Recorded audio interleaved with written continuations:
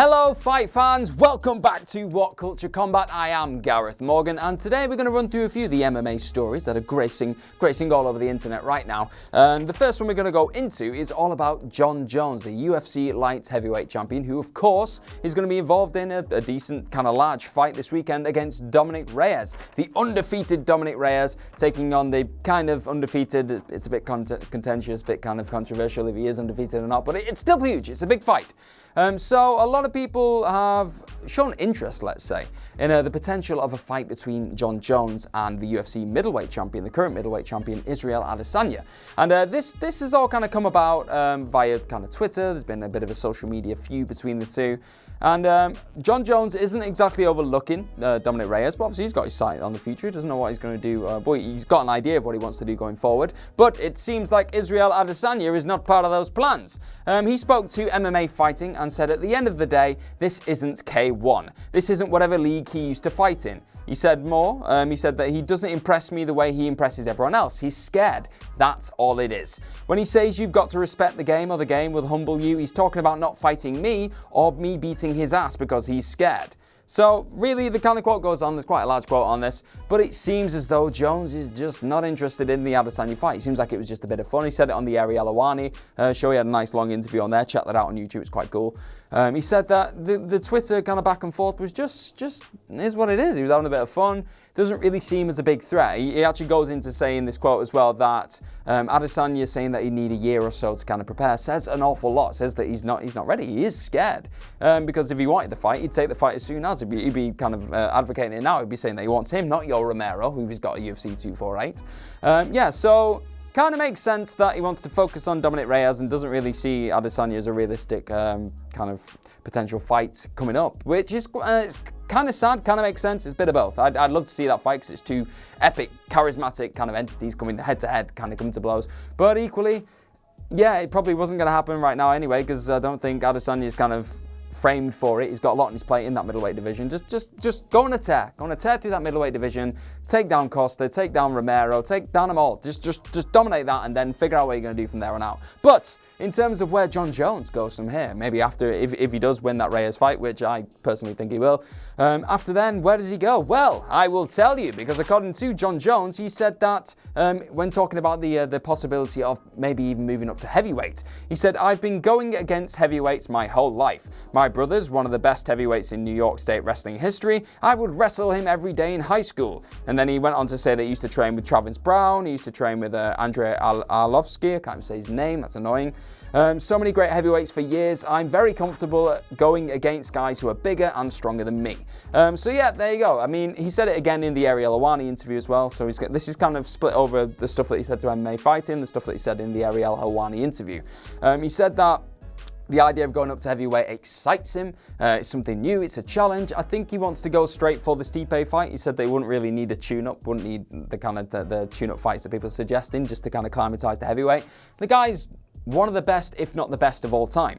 I don't think he needs that. He doesn't need a tune-up fight. He doesn't need to kind of hone his skills in the division just to make sure he's in the right place. He'll know himself. He'll know he's in the right place. He'll know what he's doing in that division. It's pretty self-explanatory. Once you get inside the octagon, if you're up to a certain weight, you kind of know what you're doing. So I believe that Jon Jones is fully equipped to take on Stipe. But if he does take on Stipe, would that happen this year? Would that happen in 2020? Would he leapfrog DC? That'd be another kind of controversial moment because obviously they've had their history in the past. If he is going to kind of have that fight in 2020, you'd expect that he'd be the guy kind of budging DC out the way. Or would Dana prefer to have that DC versus Stipe 3 fight instead? It's a lot of things in the air. I'd personally probably prefer to see the Jon Jones versus Stipe fight purely because it's something we haven't seen before. I feel like one apiece and the rubber match for Stipe DC, as entertaining as it would be, it's just not as exciting a new prospect as Jones jumping straight into the heavyweight division this year off the back of maybe a Reyes win and then holding both belts, being a double champ. Everyone loves a double champ nowadays, so it looks like he wants to be a double champ. But now we're going to our next piece of news, and it's all regarding Dominick Reyes, who I've mentioned already a couple times in this video, who he actually came out and said the law of Jon Jones is bigger than he actually is. So he's kind of talking about this kind of energy that Jones gives off, this kind of unbeatable energy that everyone always talks about. You hear all the kind of MMA journalists, all the fans online saying Jon Jones is this indomitable force. You cannot beat Jon Jones. He's larger than life. He's an icon, the GOAT. And he said that he literally, when they went face-to-face in December, when they had that awesome kind of press conference, I felt this as well. I felt like Jones wasn't exactly giving off an energy of dominance. He wasn't giving off that confidence, that kind of cocksure attitude that he normally does. He looked a little bit, not shook up, but a little bit wary of Reyes. It was an odd kind of vibe. But yeah, Dominick Reyes actually said in a Thursday media luncheon in LA, he actually said that I wasn't intimidated at all. It was interesting in the face-off. That's the first time I ever met Jon in my life, ever came face-to-face or ever near him. We were face-to-face and my heart rate didn't raise at all. I felt at home. I was like, this is it. This is Jon Jones. They're big fighting words. Reyes has not kind of toned down on his confidence at any point during the build-up to this fight. He's very confident in his own ability. I watched it's the countdown video on YouTube the other day where he was kind of cycling, he was watching Jon Jones' old fights, and he was picking holes in his fight, left, right, and center. He was like, this guy's easy. I'm gonna do this to this guy, I'm gonna do that to, and it's. You expect this because you don't expect someone to sit there and go, oh, I'm a bit worried about taking on Jon Jones, because that's kind of admitting weakness. But equally, a lot of pride before the fall here, Reyes. I mean, he's obviously knocked out Chris Weidman. He's beaten a Cannonier as well, but he's never come up against somebody like Jon Jones, that kind of caliber of athlete. Never been in a title fight as well, a 5-round title fight. It's a completely different kind of energy. It's a completely different situation scenario to what he's used to. So I'm intrigued to see what happens on Saturday. Jones struggles against fighters, big, tall fighters with long kind of reaches and everything else. He does. We've seen that in the past. He struggled against Gustafsson, but I can't see past Jones just having too much for him. He's a more well-rounded fighter. He can go the distance. He's proved that he's gone the distance in the championship fight. Under the bright lights of that kind of main event spotlight, I just feel like he's got it in him. I can't see anybody in that light heavyweight division right now knocking off Jones. So, okay, next piece of news is all regarding probably one of the most outspoken men in all of UFC. He probably is the most outspoken guy right now because Conor's kind of come down a couple pegs. So, yeah, we're going to go straight into chaos. Colby Covington, he's demanding an immediate rematch with UFC champion Kamaru Usman and says that it was fixed and corrupt in that last fight. He says that fight was fixed and corrupt, both. But yeah, he kind of went silent, which was very unusual for Colby Covington. He just went completely off the radar for about a month and a half, really, 2 months maybe. Yeah, after that fight, where apparently he got his jaw broken, which now apparently he says that he didn't have his jaw broken. It's very odd. He's just kind of stored up all this kind of madness, all this insanity, and just blown it out in a couple of interviews. He spoke to MMA Fighting, and he said in that interview that I went out there and I beat up Marty Fake Newsman for 24 minutes. And so the ref had to stop the fight on a fake stoppage, explicit words stoppage. A stoppage where I was completely coherent and still in the fight, and he just blatantly stopped the fight after there was a foul too. He kind of goes on to say that he just felt like he was kind of screwed out of the fight, really. He didn't deserve to lose that fight. He was winning the fight across the board in his eyes, in many people's eyes. The scorecards that people kind of judged up in their heads, they saw him as winning the fight. To be honest, I probably saw him as winning the fight as well up until that 5th round, but the stoppage was controversial then, it's still controversial now.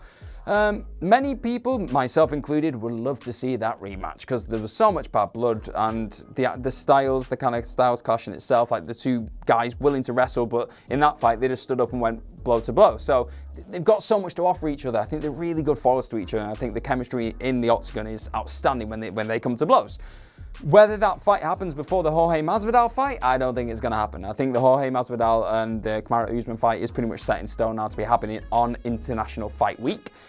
So the question is now, what happens with Covington? Does he fight somebody else for a number one contendership fight? Does he fight potentially Tyron Woodley Tyron Woodley or Leon Edwards, depending who wins that fight? Does he fight one of them for the number one contendership? Does he fight whoever loses out of Usman and Masvidal for the number one contendership? I think he's still in the mix, and I think the controversy surrounding the end of the fight has helped him kind of stay in there. He said another couple of weird things in an interview, I think again with an interview at the Ariel Helwani show. He said he wants a celebrity boxing match, I think it was a boxing match, with 50 Cent, with one arm tied behind his back. I mean, I know 50 Cent's not a fighter necessarily, not a mixed martial artist or a boxer for all I know, but I still think that they're pretty bad odds, those, Colby. I don't know what kind of stirred that up, but yeah, very odd thing to come out with. Said that, again, he didn't break his jaw after it pretty much got confirmed that he did. Again, just trying to save face. And he also confirmed that he's still the president's favorite mixed martial artist.